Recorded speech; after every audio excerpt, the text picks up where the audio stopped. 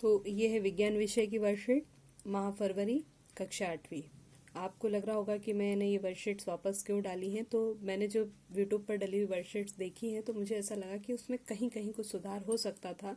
जो मुझे ध्यान में था वो मैंने इसमें करने की कोशिश करी है। तो चलिए शुरू करते हैं। पहला प्रश्न है यहाँ पर, उपरोक्त कृषि औजार किस कार्य में उपयोगी है। ये जो चित्र दिया है ये कृषि औजार किस कार्य में उपयोगी है। उपरोक्त कृषि औजार कंबाइंड मशीन है जो वास्तव में हार्वेस्टर और थ्रेशर का संयुक्त रूप है। इसका उपयोग फसल कटाई और काटी गई फसल के बीजों तथा दानों को भूसे से अलग करने के लिए होता है। अगला प्रश्न, कृषि कार्य में उपयोगी कोई दो अन्य यंत्रों के नाम लिखिए। तो उत्तर है हार्वेस्टर और कल्टीवेटर।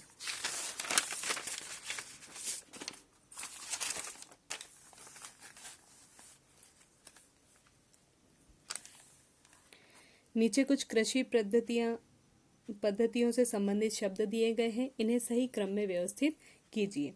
तो इनका क्रम है, पहले जुताई और हल चलाना, बुआई, बीज बोना, खाद देना, सिंचाई करना, खरपतवार को निकालना और अंत में है कटाई।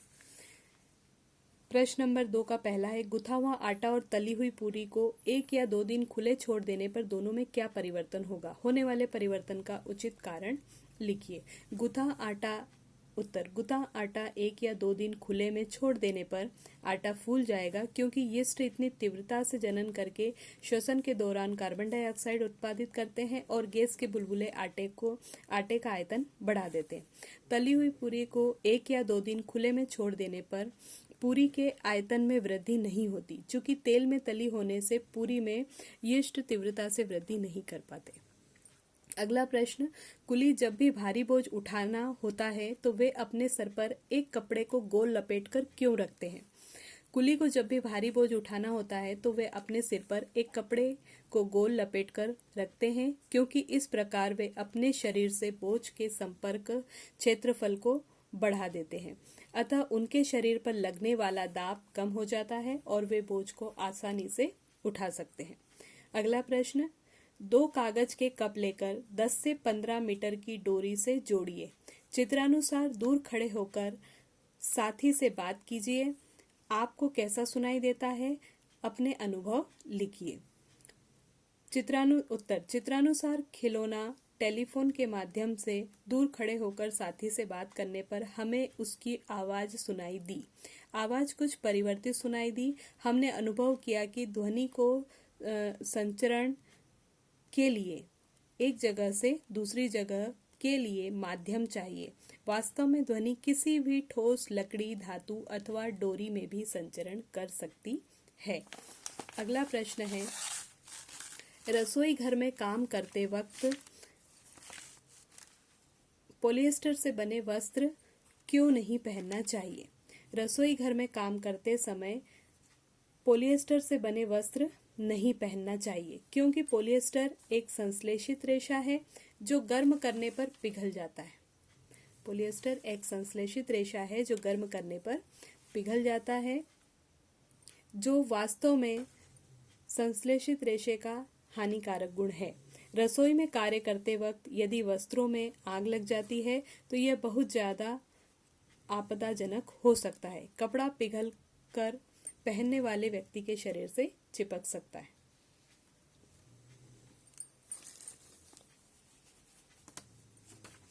अगला प्रश्न है, क्या कारण है कि आग बुझाने वाले कर्मचारियों के परिधानों पर आग नहीं लगती।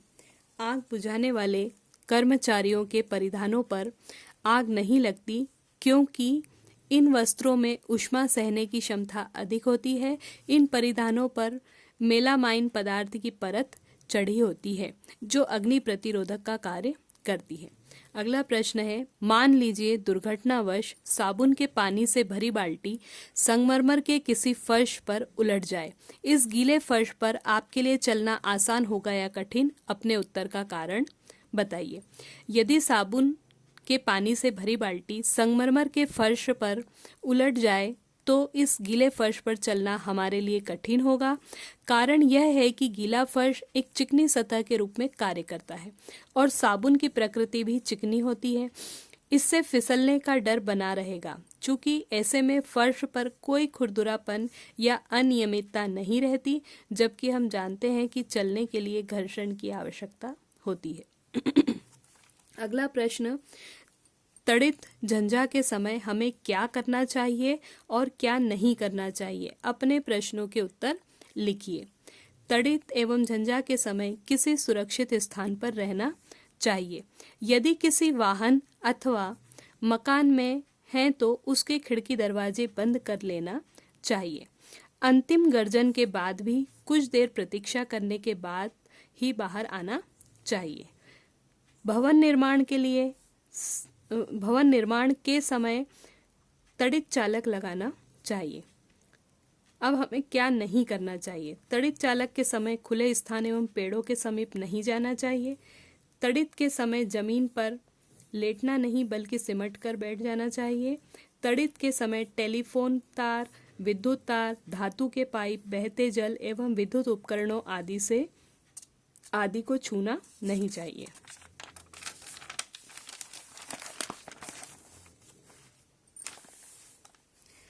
अगला प्रश्न है, खाना पकाने हेतु कोयले का उपयोग एक ईंधन के रूप में वर्षों से किया जा रहा है।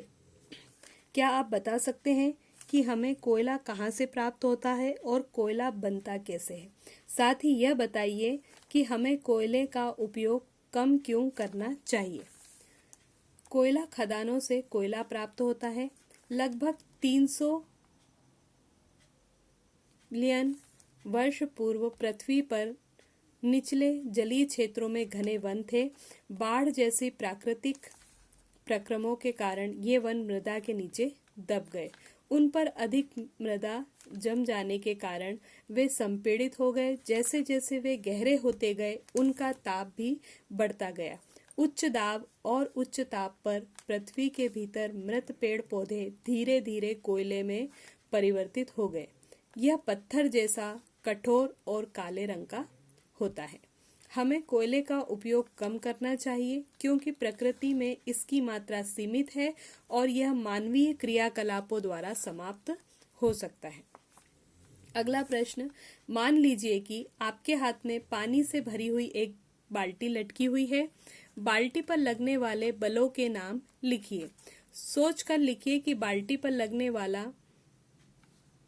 वाले बलों द्वारा इसकी गति की अवस्था में परिवर्तन क्यों नहीं होता? उत्तर, पानी से भरी बाल्टी पर नीचे की ओर से गुरुत्वाकर्षण बल लगता है। बाहों का पेशी बल ऊपर की ओर कार्य करता है। इस कारण बाल्टी की गति की अवस्था में कोई परिवर्तन नहीं होता क्योंकि ये दोनों बल परिणाम में बराबर हैं और दिशा में विपरीत हैं। इस प्रकार एक दूसरे के प्रभाव को समाप्त करते हैं और बाल्टी पर शुद्ध बल 0 होता है।